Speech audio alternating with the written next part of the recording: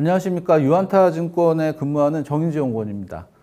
사실 오늘은 러시아가 온다라는 제목으로 발표를 해드리겠고요. 저랑 이제 김우정 연구원이랑 같이 자료를 작성했는데 제가 녹화를 하는 걸로 하겠습니다. 자료를 만든 배경은 다음과 같습니다. 일단 미국이 지금 러우 전쟁을 하고 있는데 현재 상태에서 최대한 빨리 휴전을 하도록 약간 노력을 해야 될 수밖에 없는 상황이다. 이런 걸 좀 배경으로 말씀드리고요. 그 다음에 지금 러시아의 상황들, 전쟁으로 인해서 러시아 역시 빨리 종전을 하기를 원할 수밖에 없는 상황들을 말씀드리고, 그 다음에 만약에 종전이 되면 러시아 관련 우리나라 무역 이런 거 어떻게 될 것인가, 이런 점에 대해서 좀 짚어드리도록 하겠습니다. 일단 미국은 달러 기축통화의 수혜를 엄청나게 누리고 있습니다. 보시는 것처럼 장기적으로 보면은 이게 마이너스로 해서 역축입니다. 그러니까 무역 적자가 이렇게 클수록 주가는 좋았어요. 쉽게 말하면 우리나라 삼성전자에서 미국에 수출을 하면은 미국 사람들은 소비를 하게 되는 거죠. 무역 적자가 생기죠. 그러면 달러가 우리나라로 들어오고, 그럼 우리나라 사람들 그 달러로 뭐예요? 미국 주식 삽니다.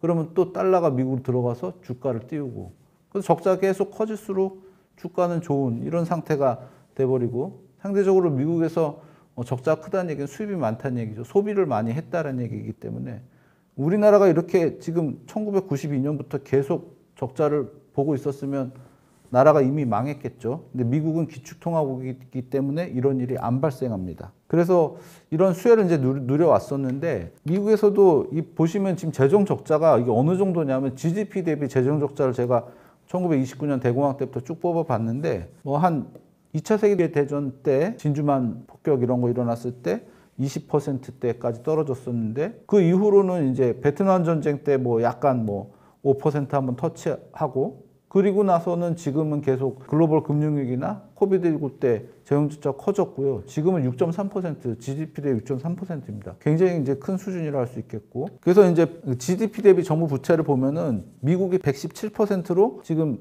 5위예요. 5위. OECD 국가들 중에서. 근데 그거는 22년도 데이터고 지금 19%까지 늘어났습니다. 일본 같은 나라는 200%가 넘는데 미국이 뭐 그렇게 문제냐라고 볼 수 있겠지만, 여기다가 정책 금리를 곱해버리면 이자 부담이 나와요.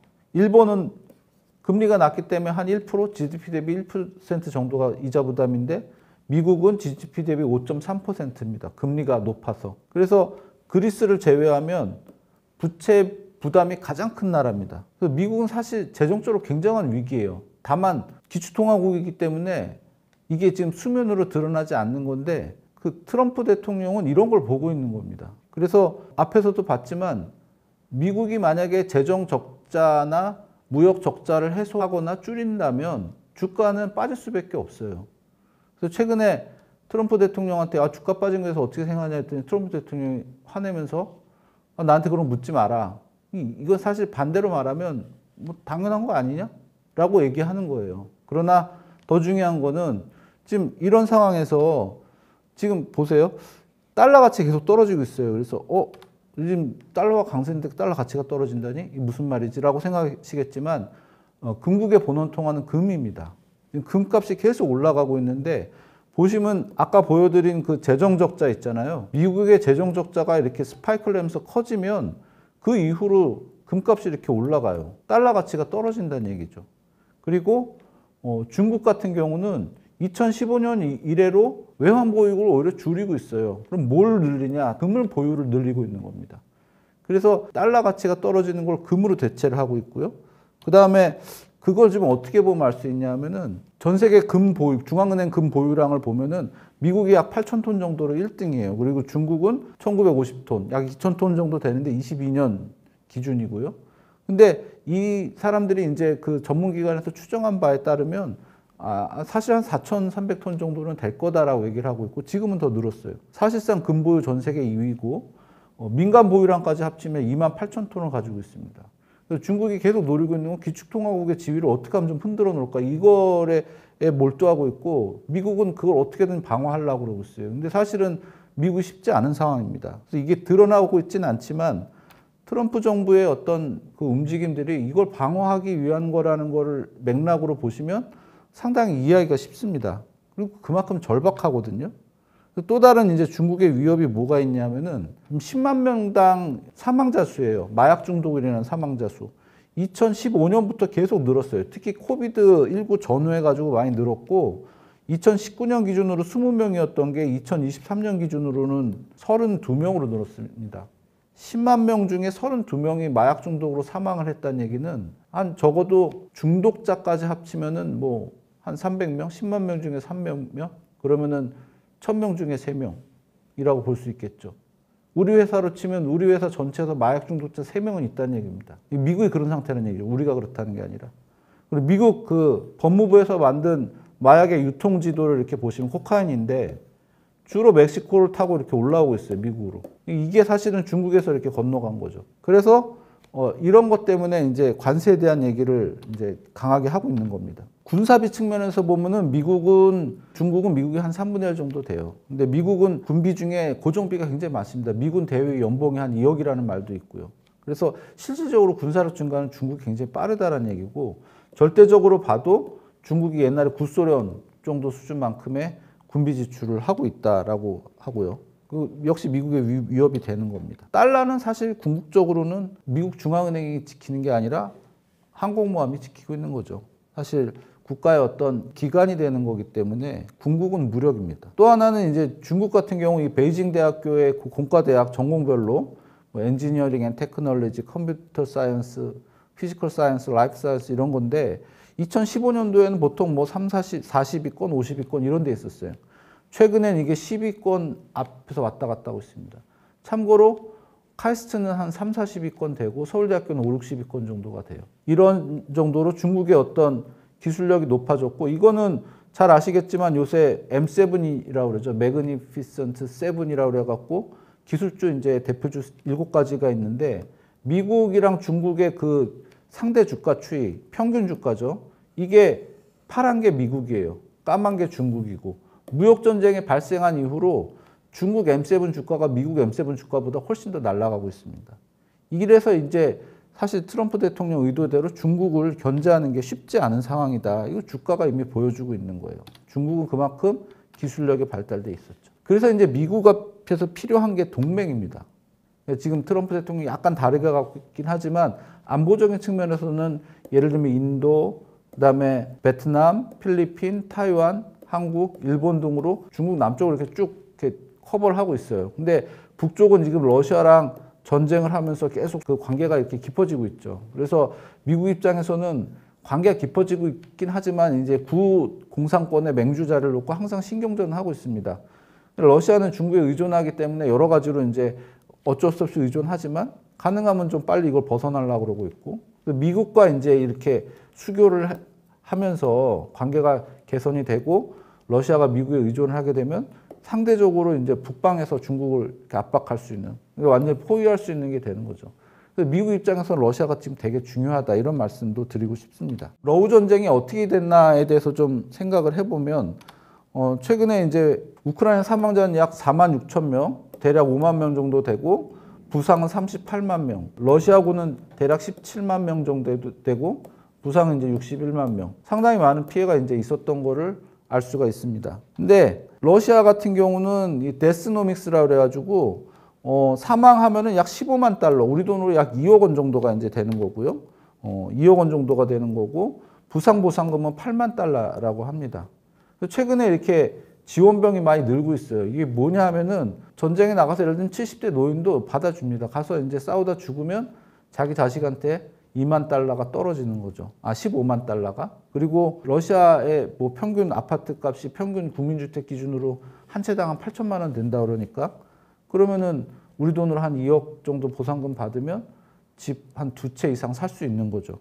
그래서 지원병이 많이 늘고 있고 이게 이제 러시아 경기를 회복을 시키고 있습니다. 그래서 이제 러시아의 실질 소득 증가율도 계속 이제 증가를 하고 있고 소비도 증가하고 있고 뭐 그런 상황이고요. 다만 이제 여기서 이제 나타나고 있는 거 이거 어차피 정부 지출에 의한 뭐 그런 거기 때문에 한계가 분명히 있습니다. 그래서 최근에 이제 소득 증가율도 떨어지고 있고요. 그래서 러시아 입장에서도 부담이 있습니다. 특히 이제 보셔야 될 게 뭐냐면은 금리입니다. 지금 물가가 올라가 가지고 소비자 물가 상승률이 10%고 기준금리 21%예요. 이런 상황에서는 개인들의 후생 수준도 계속 떨어지고 있고 좀 불만이 좀 커지고 있는 상황이다. 이런 말씀 좀 드리고 싶고요. 미국 입장에서는 그 노드스트림이라는 게 있는데 그 러시아에서 이제 독일로 가는 이제 그 가스관입니다. 해적 가스관인데 이게 지금 노드스트림 1, 2가 있는데 1, 2개는 폐쇄됐고 2는 1개 폐쇄되고 1개 운영되고 있는데 이게 지금 망했어요. 이 회사가. 근데 이게 미국 회사가 여기 다시 들어와 가지고 이걸 인수를 한다고 합니다. 미국이랑 이렇게 같이 러시아랑 수교를 함으로써. 그래서 미국은 지금 만약 수교를 하게 되면 이제 유럽에 빨대를 꽂을 수가 있는 거죠. 그래서 미국 입장에서도 이 노드스트림을 통해서 좀 유럽이랑 관계는 악화됐지만 오히려 자기네들이 수익을 얻을 수 있는 계기가 되고 그 다음 이게 히토류인데 광물을 협정을 통해서 이미 광물을 어느 정도 가져오기로 했는데 우크라이나에서는 러시아가 지금 차지한 이 영토에 히토류가 우크라이나 원래 국토 전체 40%가 갖고 있어요. 그래서 여기 러시아에서 만약 히토류를 가져오게 되면 미국도 우크라이나에서 또 가져오고 러시아에서도 가져오고 양쪽으로 가져올 수 있는 거죠.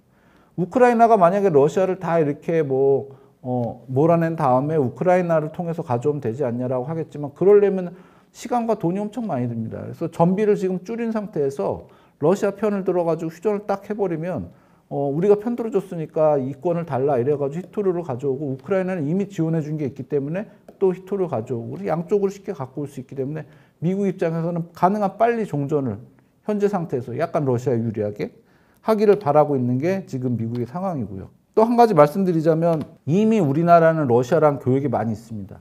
최근에 교역이 러우 전쟁 이후로 크게 줄긴 했지만 이게 까만색 선이 그 스탄 3국이에요. 카자흐스탄 이런 나라들인데 그 우회 무역을 통해 가지고 지금 러우 전쟁 발발 이후로 계속 늘고 있어요. 이게 사실상 러시아와 무역이고 최근에 2월 달에 보면 러시아에 진출해 있는 한국 회사들에서 그 구인 광고가 계속 나오고 있습니다. 그래서 이게 종전이 되면 다시 그 무역 활동이 재개될 가능성이 높아진 상황이라고 볼 수 있습니다.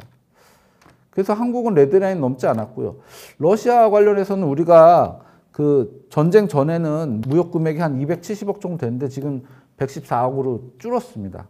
40% 정도로 줄었고 주로는 이제 원유 같은 것의 비율이 이제 높았다고 볼 수 있습니다. 그리고 품목으로 보면은 그 전에 이제 수출로 보면 이제 자동차 부품, 건설기계 이런 게 많았고요. 미용 및 화장품은 지금도 이제 늘어나고 있는 상황이라고 보입니다. 그래서 지금 코트라에서 발표한 그 러시아 수출 현황 보면은 조선 자동차 이런 전자제품, 건설 이런 애들이 지금 침체라고 그러는데 이게 만약에 러시아랑 교역이 재개되면 이쪽에서 조금 수혜가 있을 수 있다. 이런 말씀을 좀 드리고 싶고요. 그래서 제가 관심 종목이라고 본 게 롯데케미칼 같은 종목입니다. 이거 러시아에서 원유 수입하면 블라디보스톡에서 바로 들어오기 때문에 원가가 되게 줄어든다. 이런 얘기를 드리고 있고 저희 회사 이제 황교안 애널리스트께서도 3월 5일 날 자료를 써가지고 이런 얘기를 하셨어요, 먼저. 그래서 저도 상당히 공감을 하고 있는 내용이고요. 그 다음에 오리온 같은 경우는 이미 많이 돌아가고 있습니다. 그래서 매출 비중이 7% 정도 돼요. 전체 매출의 러시아 비중이. 그리고 기술적으로도 박스 상단선 돌파하고 있어서 상당히 유망해 보이고요. 그 다음에 건설업 같은 경우도 유망해 보입니다. 그래서 지금 러우 전쟁 이전에 국내 건설업계 우크라이나 수주 금액을 보면은 21년도에는 17억 달러 정도까지 됐었어요. 그리고 지금 러시아 점령지가 영토가 남만한데 여기가 아마 격전지였기 때문에 대부분 폐허가 됐을 겁니다. 그래서 여기에 어떤 건설 수요가 많고 러시아가 우리랑 이미 교류가 많았기 때문에 만약에 재건을 하게 된다면 우크라이나 재건이 아니라 러시아 재건이다. 이렇게 말씀드릴 수 있고요. 그 관련해서는 DLENC 같은 종목들 좀 추천드릴 수 있겠고 그 다음에 굴삭기 같은 경우도 그 전에 우리나라가 중국 다음으로 2등이었어요. 지금 22년도 같은 경우 중국이 엄청 늘었죠. 우리나라가 이제 못 들어가니까. 그 전에는 거의 비슷하게 2등이었어요. 그래서 HD 현대건설기계나 HD 현대인프라코 이런 애들이 괜찮다 이렇게 좀 말씀드릴 수가 있겠고 기술적으로도 좋은 종목입니다. 그래서 현대기아차 같은 경우는 말할 필요도 없습니다. 지금 물론 현대차는 나와 있지만 다시 진출할 수 있는 그런 옵션을 가지고 있고요. 전체 현대기아차 매출의 6% 정도가 러시아에서 그 전에 발생했습니다. 지금 같은 경우는 이제 중국이랑 러시아 자동차 점유율이 상당히 높은데 이것 때문에 소비자 불만이 많다고 그래요. 그래서 뭐 교육이 재개가 되면 상당히 수혜를 볼 수 있을 것 같고, 기술적으로 보자면 코스피 같은 경우는 좀 그렇게 강하게 추세로 내진 못하고 있지만 하방 경직성이 있고 저점이 계속 높아지고 있어요. 그래서 오히려 미국보다도 조금 더 나은 상황이 아닐까 이렇게 생각이 되고요. S&P 500 지수 같은 경우는 200일 이평선도 이탈하고 좀 부진한 상황이지만 단기로 낙폭이 굉장히 큽니다. 그리고 이렇게 장기 상승 추세가 이어질 때는 한 번에 하락 전환은 안 해요. 보통은 이렇게 등락 과정을 좀 거치기 때문에 단기 반등은 가능하고 추세 반전하더라도 시간은 필요하다, 이렇게 말씀드릴 수 있겠습니다. 지금까지 러시아가 온다라는 내용으로 말씀드렸고요.